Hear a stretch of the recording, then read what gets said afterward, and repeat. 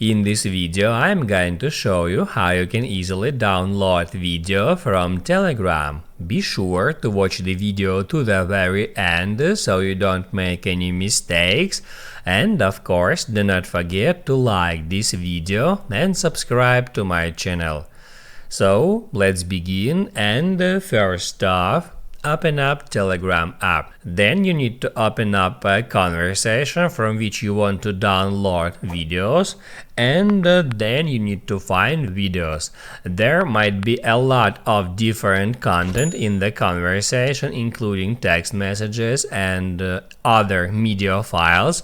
If you want to easily find videos in the conversation, just tap right here at the very top and then select Media tab. That will filter media files, and they will be sorted from recent to oldest, and in that way you will be able to quickly find the file you want to download. Once you did that, just hold down on the file. If the file is downloaded as video, you can just hold down on it and then just hit on Save Video. Video saved to Photos. Then you can hop out Telegram and open up Photos app, and here at Recents you can see the video that I have just downloaded. If the file was uploaded in the Telegram as a file, just like that, you can also easily save it to your device. So first of all, hold down on that file and then hit on Select.